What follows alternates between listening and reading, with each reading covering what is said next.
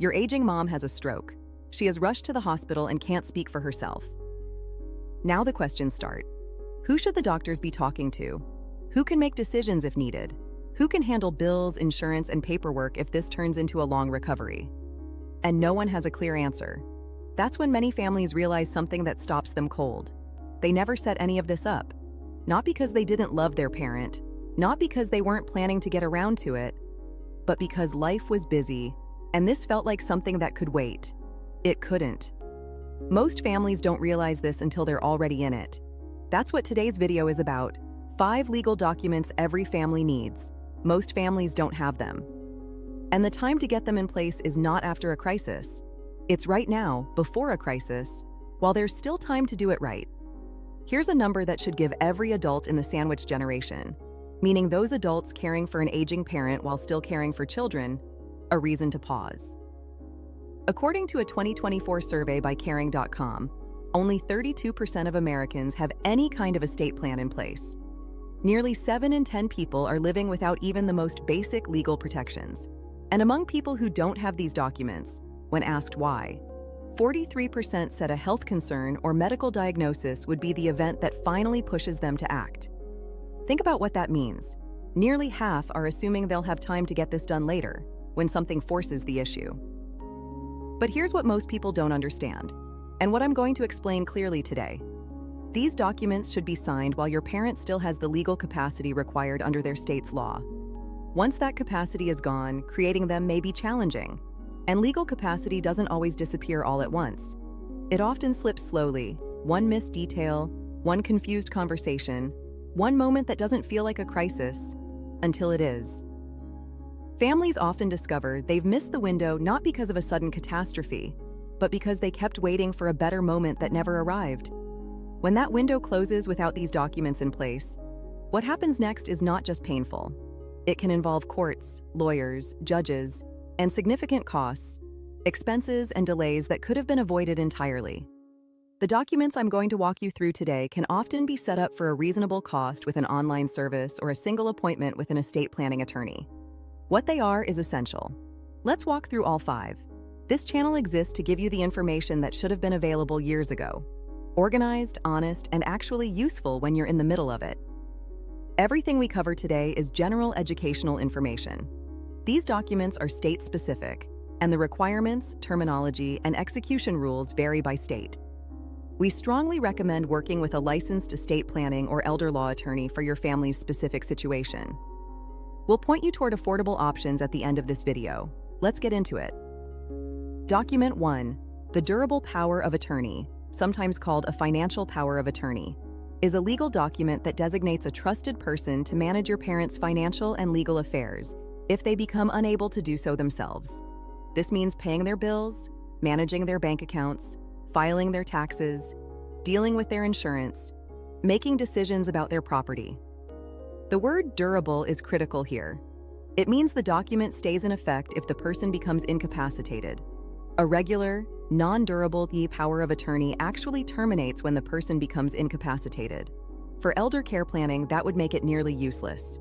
Make sure the document is written as a durable power of attorney.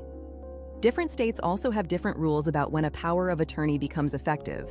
Some take effect immediately upon signing, others only activate under specific conditions.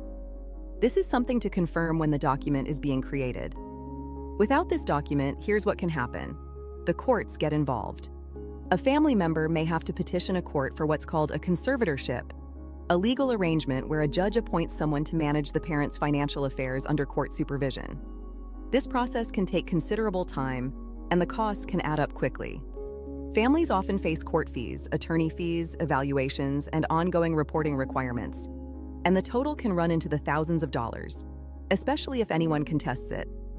A durable power of attorney, by contrast, may cost a few $100s if prepared with an attorney, though pricing varies by state and by complexity.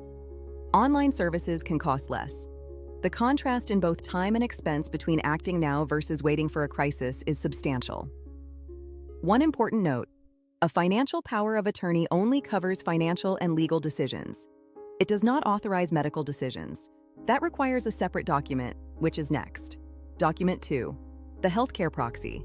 This is the document that speaks when your parent can't. The healthcare proxy, also called a healthcare power of attorney or medical power of attorney, depending on your state, designates someone to make medical decisions on your parent's behalf when they are unable to do so themselves due to illness, injury, or loss of capacity. This is the person who communicates with doctors, who authorizes or declines procedures, who makes the call when the medical team needs an answer, and your parent cannot speak for themselves. It is arguably the most important document on this list. And yet, according to the University of Michigan's National Poll on Healthy Aging, one of the most comprehensive surveys of its kind, conducted in 2024, only a minority of adults age 50 and older say they've actually designated a durable power of attorney for medical care. The majority have not. Here is what the absence of a healthcare proxy can look like in practice. Imagine this scenario. A parent is hospitalized and cannot speak, and the medical team needs guidance on ongoing care decisions. Multiple family members arrive, adult children, perhaps a second spouse, a sibling, all with different opinions about what should happen. Without a document naming a clear decision maker, doctors may have to rely on state default surrogate rules, hospital policy, or in contested situations, court intervention. That can create delay, confusion, and family conflict at exactly the wrong moment. A healthcare proxy significantly reduces that ambiguity. It designates one person, clearly and legally, as your parent's chosen representative. It significantly reduces the potential for conflict, and it helps ensure your parent's voice carries legal weight even when they can no longer speak. Most families don't miss these documents because they don't care. They miss them because no one ever explained them this clearly. We're doing that now. Let's keep going. Document 3, the living will. This is the document that answers some of the hardest medical decisions in advance. People often confuse the living will with the healthcare proxy. They address different things and both matter. While the healthcare proxy designates who makes medical decisions, the living will documents what your parents' actual wishes are, particularly around end-of-life care and other situations where they cannot communicate their preferences. A living will, also called an advance directive or healthcare directive depending on your state, answers questions like, if my heart stops, do I want CPR attempted? If I'm in a permanently unconscious or non-responsive state, do I want to be kept alive on machines? Do I want aggressive treatment to extend my life? Or do I want comfort-focused care? These are not questions anyone wants to think about. They are absolutely questions most families benefit from answering before a crisis forces the decision. In many states, families benefit from having both an agent designation and written treatment wishes, though the exact forms, terminology, and how these documents are packaged varies from state to state. Your estate planning attorney can tell you exactly what your parent's state requires. Here's why this matters so much. When these wishes aren't documented, the people who love your parent most are left to guess, and they often guess differently, and they may carry the weight of that decision long after the moment has passed. A living will can remove much of that burden by providing guidance. It lets your parents' own voice speak, even when they no longer can. Document 4, the last will and testament. This is the document that controls what happens after everything else. The will, formerly the last will and testament, determines what happens to your parents' assets that are part of their probate estate after they die. It names who inherits what, and it can address the care of any dependents. It names an executor, the person responsible for carrying out its instructions. Without a will, your parent dies what is legally called intestate. This means the state determines how assets are distributed according to a fixed legal formula, not your parents' wishes. And intestate estates often go through probate for assets that do not transfer automatically, the court-supervised process of validating and distributing assets. Probate can take months or longer, and may cost the estate thousands of dollars in court costs, legal fees, executor compensation, and related expenses. In some cases, the total cost can amount to several % of the estate's value. A simple will drafted by an attorney often falls roughly in the $500 to $1,500 range, depending on location and complexity. Online platforms can prepare one for less. One clarification that confuses many families: a will does not control everything.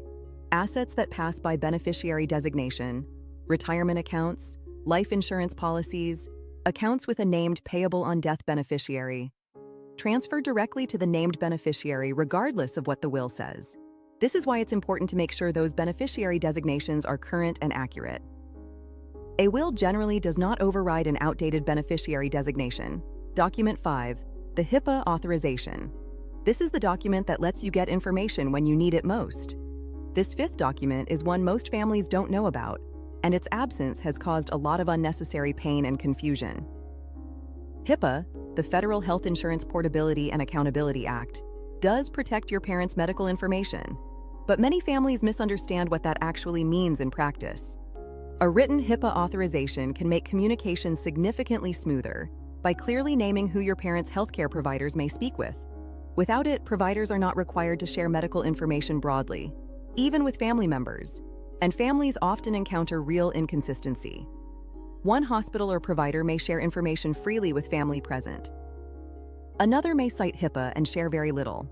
It's worth noting, providers may still share limited relevant information with family involved in care or payment in some situations, particularly if the patient is incapacitated and the provider believes sharing is in the patient's best interest. But that's at the provider's discretion, not guaranteed. A written HIPAA authorization removes the guesswork. It puts the decision in your parents' hands, not the hospital's. This is often a simple short form. Many doctors' offices and hospitals have their own version. Ask for one at your parents' next appointment.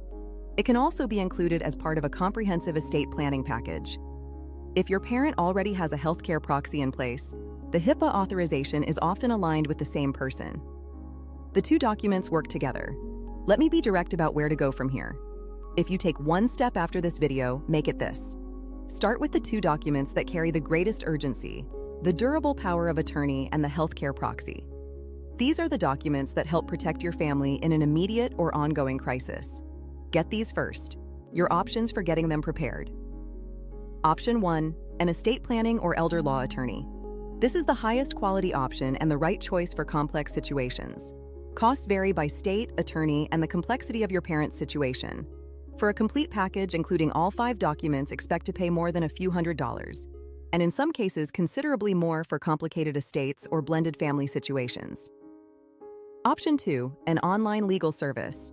Platforms such as Trust and Will and LegalZoom offer estate planning documents and guided workflows at lower price points than many traditional law firms. Pricing and document options vary, so check current terms and your state's requirements before choosing one. Links to both are in the description below. For families with straightforward situations, online services can be a practical starting point. For families with more complexity, a second marriage, significant assets, a parent with early cognitive decline, working directly with a licensed attorney is worth the additional cost. There is no perfect time to get these documents. There is only before your parent has legal capacity and after. And once they no longer have it, these documents may no longer be obtainable. One final note, getting these documents created is only half the task. It's often helpful for your parent's primary care physician to have the healthcare proxy and living will on file, and for the documents to be easily accessible in an emergency. It's important for you to have copies, and as well a trusted family member should also have copies. In a medical emergency, a document no one can locate is a document that doesn't exist. I want to take a moment to acknowledge something. If you're watching this video, you probably already know that one of these conversations needs to happen in your family. You may have been putting it off, most people do. These topics, legal authority, medical decisions, end of life, force us to face things we'd rather not face. They ask us to look clearly at the fact that our parents are aging, that they are mortal, that one day they will need us to make decisions we can barely imagine making. That is not comfortable. But here is what I want you to hold on to. Getting these documents in place is one of the most loving things you can do for your parent. It honors their wishes when they can no longer speak. It helps reduce the risk of decisions being made by someone they wouldn't have chosen. It gives you, and them, the gift of clarity. And it protects you too, because the families who navigate health crises with these documents in place, they still grieve, they still struggle, they still face impossible moments. But they are far less likely to be dealing with court processes at the same time. They are less likely to be in conflict with each other. They are less likely to be left wondering whether they made the right call. They know because their parent told them, in writing, with legal backing. That's what these 5 documents are designed to give your family. The time to get them is now. Before you go, an important note. Everything covered in this video is for general educational purposes only. It does not constitute legal advice. These documents are state-specific, and requirements, terminology, and execution rules vary significantly by state. What's called a healthcare proxy in one state may be called a medical power of attorney or healthcare directive in another.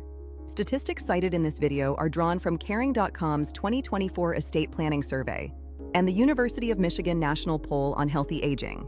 Please consult a licensed estate planning or elder law attorney for guidance specific to your parent's state and situation. Some of the links in the description below are affiliate links, which means this channel may earn a commission at no extra cost to you if you use them. Families avoid the longest. How to actually talk to your parents about these documents, including what to do when a parent refuses.